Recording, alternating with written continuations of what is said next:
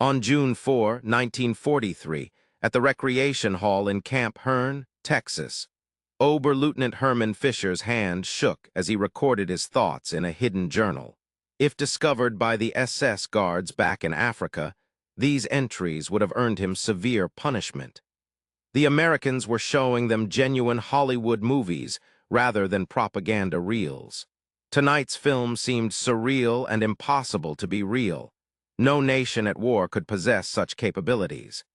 Fischer sat mesmerized as Vivian Leigh captivated the screen during a screening of Gone with the Wind, which depicted America's Civil War, defeat, and reconstruction.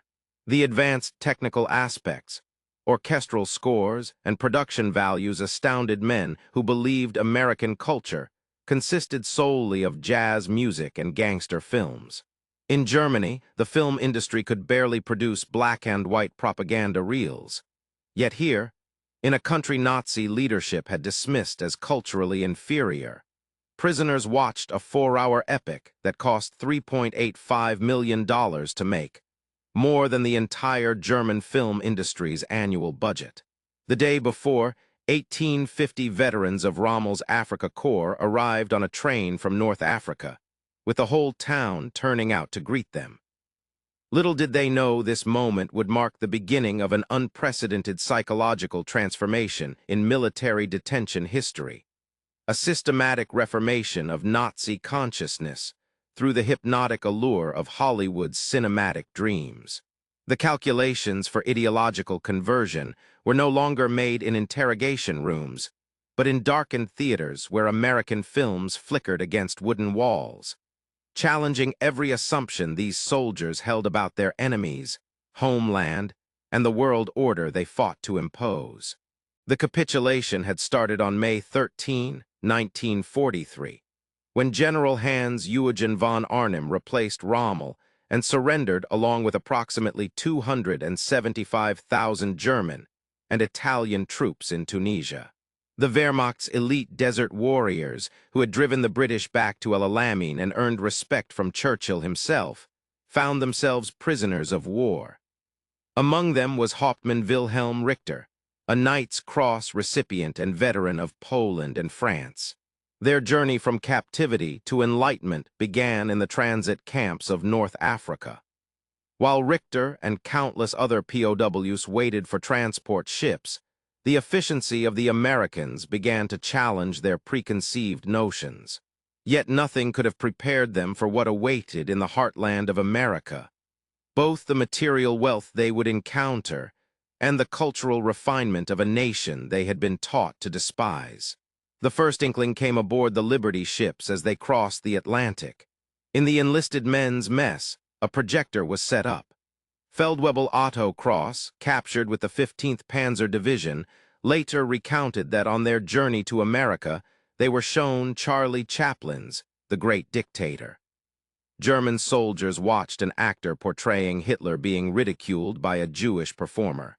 They didn't know whether to be offended or amazed, as most of them had never seen Chaplin's work, which was banned in Germany since 1933. Prisoners were allowed to have radios, and movies were screened up to 4 nights a week if the camp had a projector. If it did not, prisoners often pooled their money to buy one. The American military had stumbled upon something remarkable.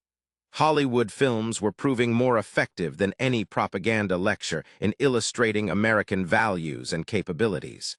On August 15, 1943, at Camp Clinton, Mississippi, the base camp had just finished constructing a theater that could seat several hundred men, built entirely by the prisoners themselves.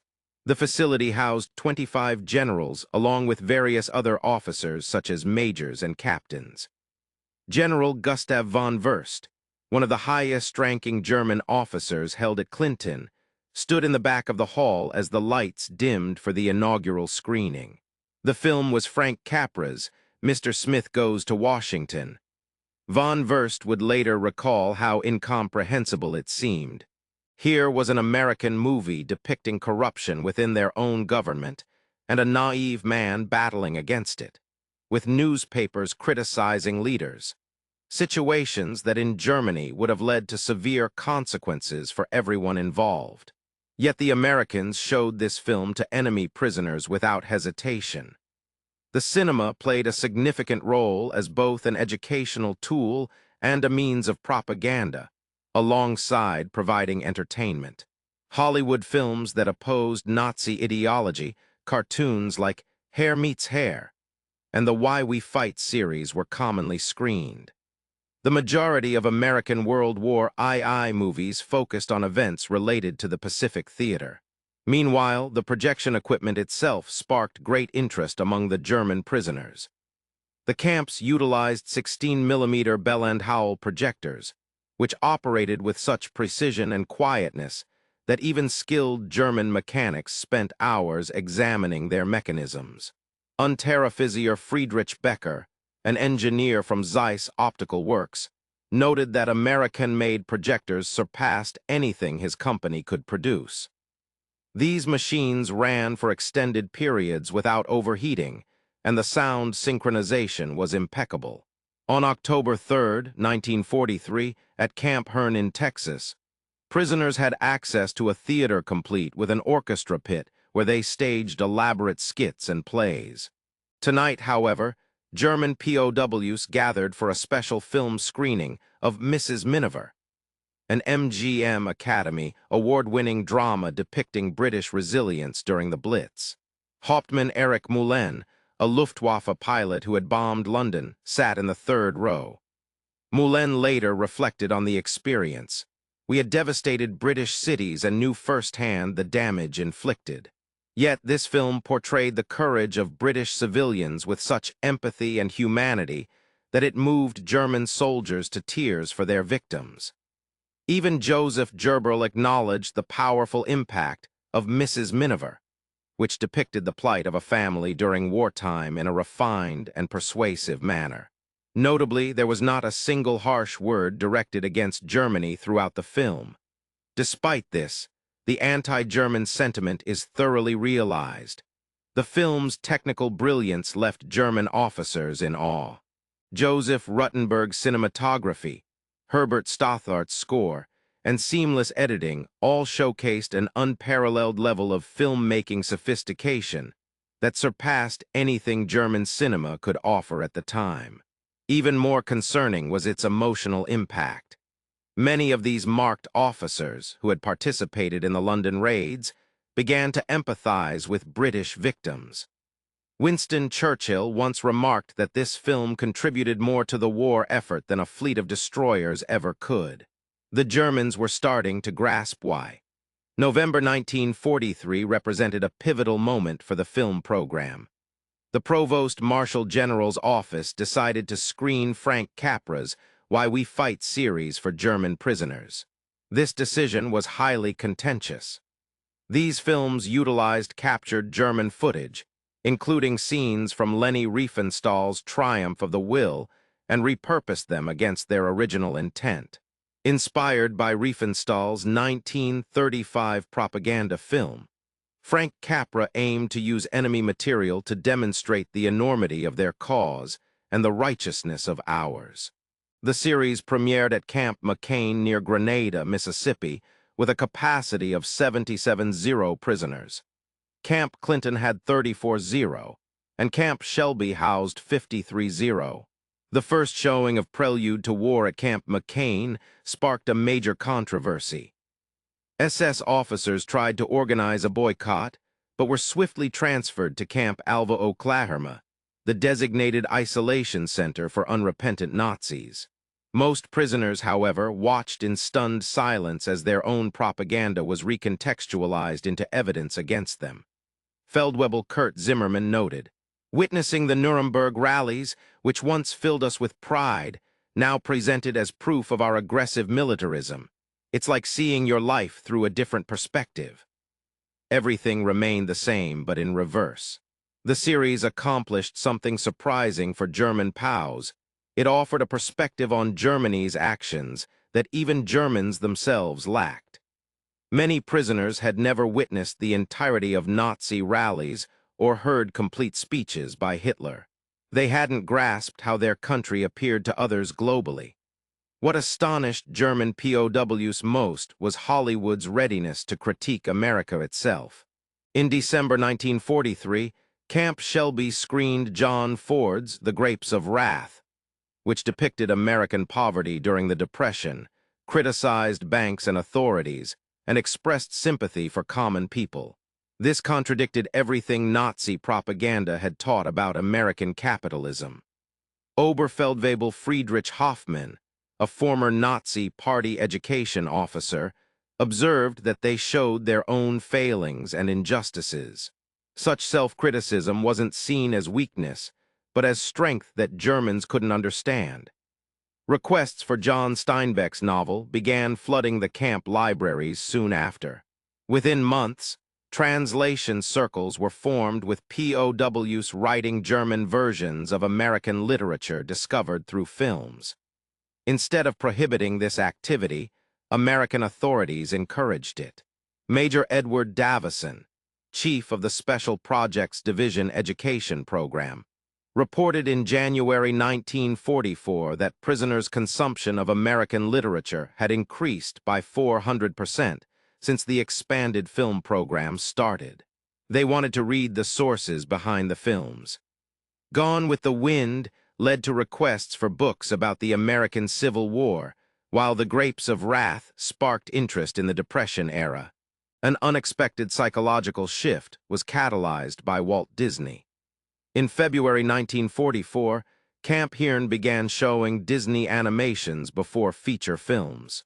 Snow White and the Seven Dwarfs, Pinocchio, and Fantasia caused a sensation among German prisoners. These weren't propaganda films. They were purely for entertainment, yet their impact was profound. Captain Otto Klest noted the profound impact of watching Fantasia, a groundbreaking blend of animation and classical music, featuring interpretations of Bach and Beethoven through an American lens. This experience challenged our perception of American culture as being inferior. The technical proficiency, artistic vision, and sheer delight in creation were evident. Although Disney Studios also produced animated films for the Why We Fight series, it was their feature animations that resonated most deeply with the prisoners. Many had children back home whom they hadn't seen for years.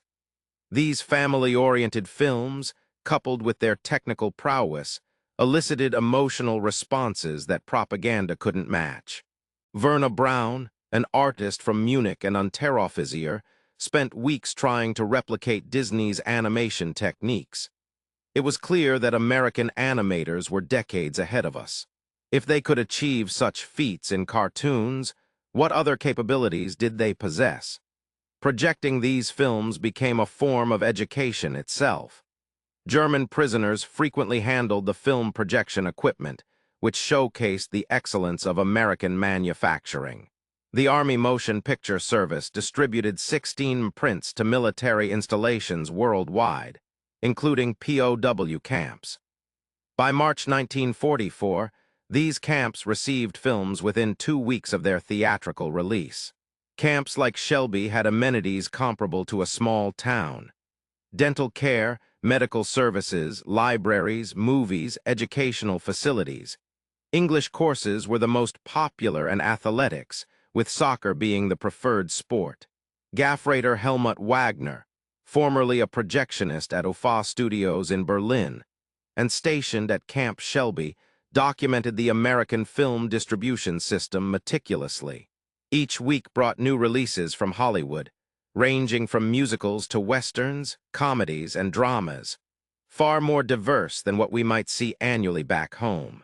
The quality of the films, enduring thousands of screenings without significant deterioration, surpassed anything German chemistry could produce at that time.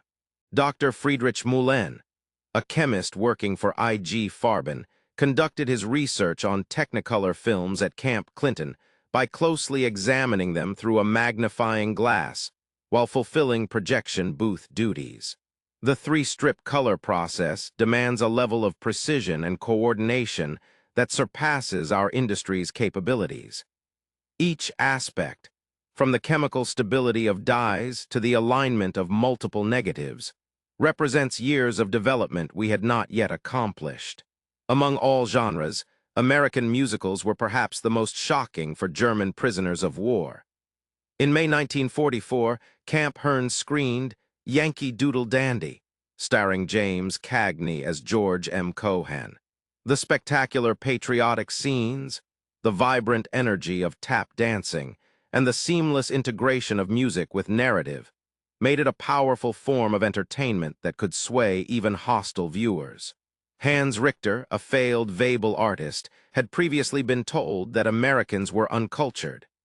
However, upon seeing Yankee Doodle Dandy, he witnessed hundreds of dancers moving in perfect unison, songs that evoked a desire to march, and production values that seemed to have cost enormous amounts of money. This was not propaganda but pure entertainment. The musicals also highlighted another significant aspect: racial integration, albeit limited, within American society. When Stormy Weather featured Bill Robinson and Lena Horne at Camp Shelby in June 1944, the all-black cast performing at a high level of artistry challenged Nazi racial theories. Despite America's own racial issues, the mere existence of such films that celebrated black artists was unimaginable under Nazi rule. Within 2 months of their arrival, German prisoners began decorating their mess halls with paintings, chandeliers, and Christmas ornaments, while adorning their walls with family photographs. The camps evolved into communities where German culture mingled with American influences absorbed through film screenings. By autumn 1944, American combat films started arriving at the POW camps. These were not films about fighting Germans. Rather, they were carefully selected by the Special Projects Division to avoid any potential resentment. Instead, they showcased movies about the Pacific War, allowing German prisoners to witness American military prowess without feeling directly targeted. Guadalcanal Diary depicted American military ingenuity and determination, while 30 Seconds Over Tokyo demonstrated bombing capabilities that surpassed anything achieved by the Luftwaffe. Action in the North Atlantic highlighted the heroism of the merchant marine in maintaining supply lines despite dangerous conditions. Corvette and Captain Otto von Minden, a U-boat commander detained at Camp Clinton, observed naval operations in the North Atlantic with professional curiosity. The film depicted anti-submarine tactics that were unfamiliar to us. It is either an exaggerated Hollywood portrayal or the Americans possess capabilities we were unaware of. Given the other information we have encountered, I am inclined to believe it's the latter. These combat films served another important purpose. They demonstrated American bravery and self-sacrifice in a manner that humanized our enemies. German soldiers, who had been led to believe that Americans were cowardly, witnessed films showcasing individual courage that resonated with their own warrior ethos. April 1945 marked the conclusion of the war in Europe and brought about some of the most impactful films seen by German prisoners. As American forces liberated concentration camps, the Signal Corps recorded what they discovered. Within weeks, these disturbing films were screened at POW camps, evoking shock, anger, and disbelief among the inmates. The prisoners dubbed them Nachen films, or films of bones, due to their graphic content. Many prisoners came to accept the footage as factual. After a mandatory viewing of an atrocity film at Camp Butler, 1,000 prisoners burned their German uniforms in protest. At Camp Shelby on May 15, 1945, before the screening began, there was an announcement stating that the footage had been filmed by American Signal Corps cameramen, and no scenes were staged or altered. The film ran for 20 minutes, and the usually noisy theater fell silent except for sobbing. Not all prisoners initially accepted the authenticity of the films. At Camp Hearn, several inmates insisted the footage was fabricated. In response, the American authorities provided evidence. copies of German documents, testimonies from American soldiers, and additional footage from various camps. The sheer volume of corroborative evidence eventually convinced even the skeptics. By June 1945, film screenings had become a vital component of the extensive re-education program. Der Ruf, which translates to The Call, was a German-language newspaper produced in Fort Kearny on Narragansett, Rhode Island during World War II by captured prisoners of war, POWs. It circulated to approximately 140 other POW camps across the United States and published 26 issues while it functioned as a POW publication. Contrary to expectations, Der Ruf did not cost taxpayers any money. Instead, it generated a modest profit. The newspaper began featuring film reviews that explored their significance for Germany's future. An example from August 1945 examined American cinema, illustrating the challenges faced by soldiers returning home and grappling with peacetime life, questioning whether their sacrifices were worthwhile. By showing films that depicted doubt and struggle rather than triumphal parades, America demonstrated a level of maturity that Germans needed to adopt. This honesty, even when uncomfortable, is fundamental to democracy. The individuals chosen from various prison camps to work at Fort Kearny on Der Ruf constituted an intellectual elite, handpicked for their opposition to Nazi ideology. These writers, artists, and professors critically analyzed films, influencing how hundreds of thousands of German POWs perceived American cinema. The main objective of Der Ruf was to encourage German prisoners to envision the rebuilding of their nation and discard Nazi beliefs. Among all directors, Frank Capra had a profound impact on German POWs. His movies, including Mr. Smith Goes to Washington, Meet John Doe, and You Can't Take It With You, portrayed an idealized yet self-critical America that was patriotic but also questioning. Through his work during the 1930s, winning 3 Academy Awards for Best Director, Capra became a leading figure in Hollywood, communicating democratic values to the public through film. Both George Marshall and President Franklin D. Roosevelt acknowledged Capra's unique ability as a filmmaker to reach audiences. For German POWs, Capra's films served as educational tools that highlighted how corruption could be overcome by basic decency and individual courage against oppressive systems. These movies illustrated democracy not as flawless, but as inherently improvable, thus fostering democratic thinking among the prisoners. An unforeseen catalyst for ideological change emerged through Western films. Movies such as John Ford's Stagecoach, Howard Hawks' Red River, and others showcased individual liberty, frontier justice, and self-reliance that aligned with German military values while undermining the collectivist ideology of Nazism. Major Friedrich von Steuerbern remarked, "The lone Western hero, principled in his fight for justice without directives from superiors, epitomized the antithesis of our military ethos." Despite this stark contrast, these figures were admired, embodying a freedom previously unknown to them. The expansive Western landscape itself had a profound impact. Vast open spaces and endless horizons represented possibilities that starkly differed from the confined, regimented environment of Nazi Germany. Films served as portals to a physical and psychological liberation that German soldiers could scarcely conceive. At Camp Shelby, prisoners began penning their own versions of Western narratives set in Germany, featuring solitary heroes battling against authoritarian regimes. These stories marked the nascent stages of democratic thinking among former Wehrmacht members. Among the detainees at Camp Hearn, Texas, were members of a military orchestra who brought their instruments with them, and later provided much-needed entertainment for the camp.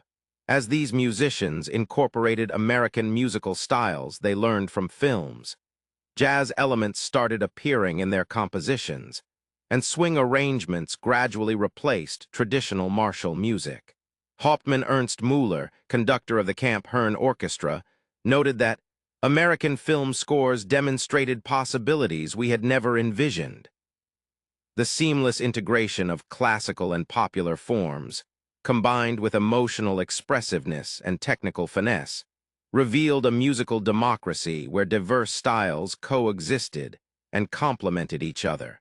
By late 1945, prisoner of war orchestras were performing arrangements of American film music for fellow detainees, with Over the Rainbow from The Wizard of Oz, gaining particular popularity due to its resonant lyrics about longing for home.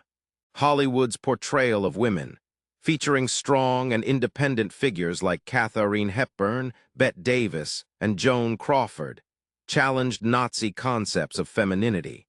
In September 1944, Woman of the Year, set at Camp Clinton, showcased a female journalist surpassing her husband's success, an inconceivable scenario in Nazi Germany. The portrayal of women as central figures rather than mere decoration in American cinema indicated a society that did not restrict human potential based on gender. For men accustomed to patriarchal norms, this was groundbreaking. While some resisted these changes, others started questioning the constraints imposed on their wives and daughters. Comedy films from Hollywood accomplished what propaganda could not. They elicited laughter from German prisoners of war at the expense of authority and pretension. Performers like the Marx Brothers, Abbott and Costello, and Bob Hope used humor to dismantle dignity. Even Duck Soup, despite worries about its anti-war message, had German officers laughing at the absurdity of military pageantry. Charlie Chaplin's The Great Dictator was screened in October 1945, eliciting mixed reactions from the prisoners. Some found it offensive, while others felt relieved to laugh at their former oppressors. The film's concluding speech, an impassioned plea for unity over division, resonated deeply and was circulated among POWs through handwritten translations. Alongside Hollywood entertainment, American documentary films showcased both achievements and shortcomings in industry and agriculture with remarkable candor. These government-produced documentaries avoided the overt propaganda tactics of Nazi productions. Dr. Heinrich Bauer, an agricultural specialist from East Prussia, observed the river with professional curiosity, noting the depiction of flooding issues, erosion, and farming challenges, as well as proposed solutions. In Germany, such admissions of failure would be unthinkable. This blend of honesty about problems coupled with confidence in finding solutions was far more persuasive than any boastful rhetoric. The Hollywood star system also intrigued German POWs. The notion that actors could achieve fame independent of state control, choose their roles freely, and even criticize political leaders was beyond Nazi comprehension. The news that Clark Gable had enlisted as a private and flown combat missions, along with James Stewart piloting bombers over Germany, challenged the prisoners' perception of American celebrities as indulgent cowards. Marlene Dietrich, who became an American citizen and entertained troops despite being German, was especially contentious. Her movies were simultaneously cherished and condemned, symbolizing either treachery or bravery to different captives. By Christmas 1945, watching hundreds of Hollywood films had accomplished what military defeat could not: a profound shift in consciousness among the majority of German prisoners. A survey involving approximately 22,000 prisoners revealed that 74% emerged with an appreciation for democracy and favorable views towards their captors, while only 10% clung to militant Nazi ideology. The Special Projects Division's final report concluded, "Motion pictures proved our most effective means of illustrating American values." Films managed what lectures, books, and discussions could not. They allowed prisoners to experience American democracy emotionally rather than intellectually. After returning home, Anders and Richter, along with others from Fort Kearny, established a newspaper called Der Ruf. This edition reached 100,000 subscribers. Many of these former POWs would go on to found Group 47, which dominated German literature for decades. Christmas 1945 marked the culmination of the film program's influence. Special holiday screenings were organized for German prisoners, showcasing films such as Going My Way and Holiday Inn, which depicted American celebrations and values. At Camp Hearn, thousands watched these movies that illustrated everyday American life with its joys and hardships. The film's technical prowess, elaborate musical numbers, sophisticated cinematography, and emotional impact through editing and music showcased the pinnacle of American filmmaking. Yet it was the film's human element that resonated most deeply, revealing a society capable of celebrating in times of struggle.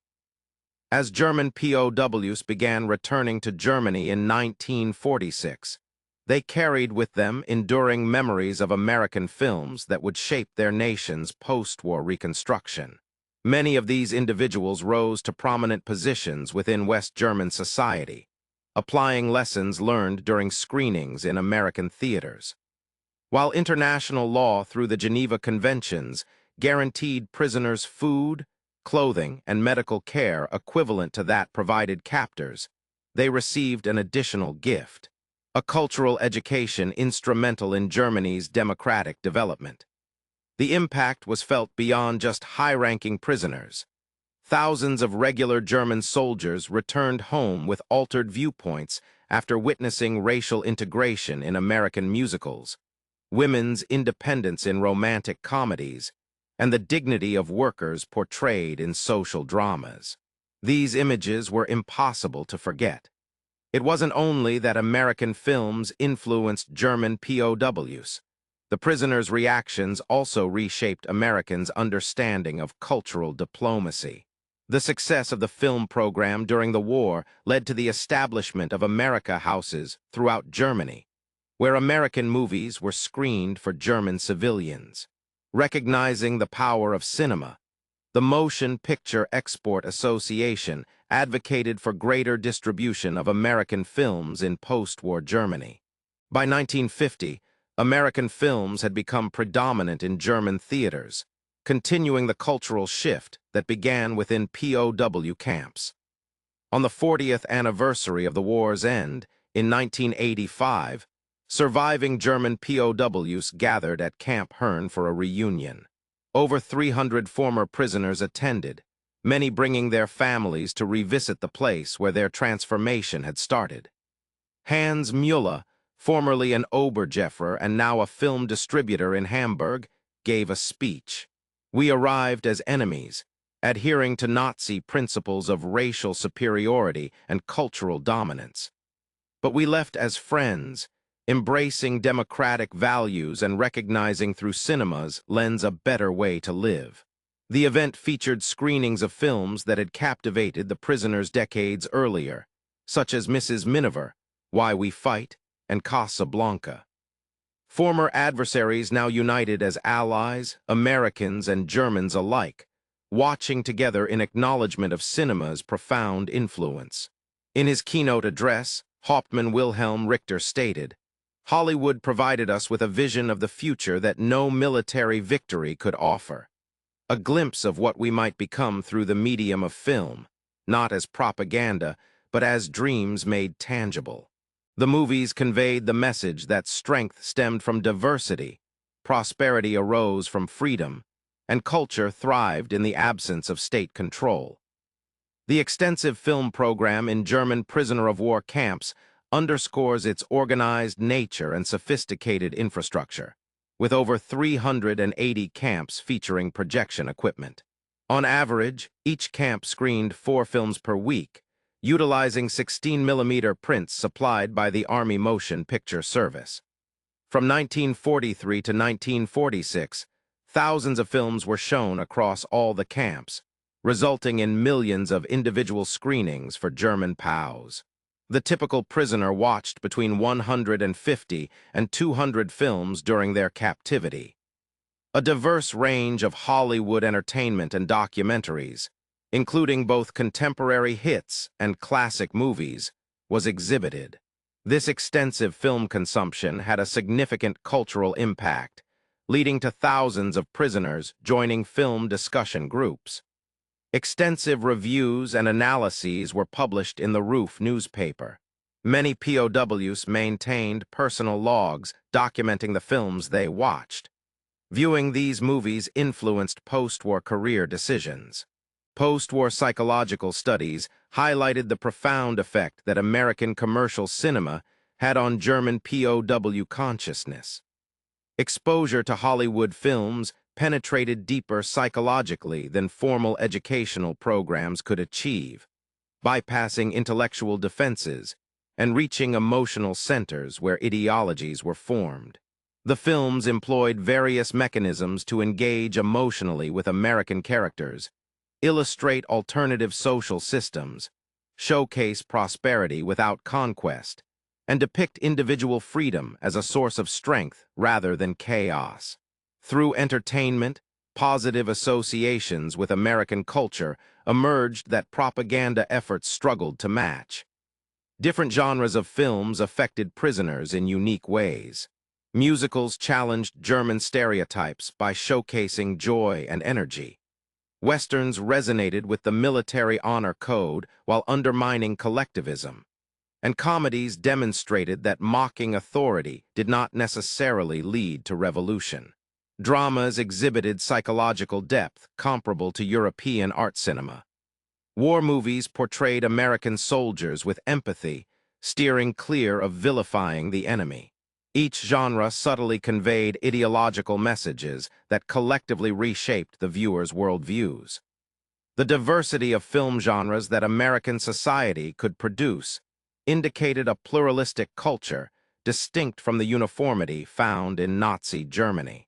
Beyond their cultural influence, American films offered technical education that significantly impacted post-war German development. Prisoners delved into studies of cinematography, sound design, color technology, special effects, and distribution systems. This knowledge was crucial for reviving the German film industry after World War II. Many former prisoners found work in cinema-related fields, introducing American production methods to Germany during the 1950s. Films showcased democratic principles not through explicit political discourse, but through their narrative structures. Hollywood movies often depicted individual empowerment, social mobility achieved through effort, institutional critique and reform, coexistence of diverse values, and personal redemption through growth. These recurring themes across numerous films fostered new cognitive frameworks for understanding society. Additionally, American films inadvertently provided economic education to prisoners who observed consumer culture, labor relations, entrepreneurship, market economies, and financial systems operating independently of government control.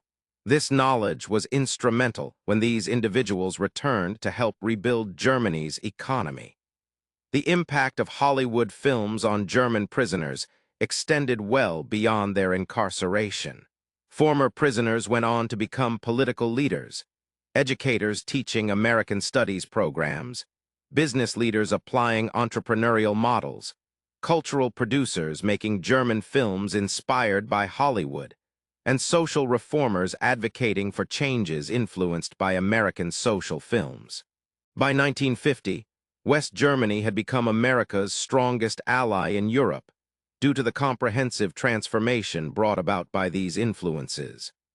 This swift transition from adversary to ally can largely be attributed to cultural groundwork laid by cinema. Historians refer to this film initiative as one of the most effective soft power campaigns in history.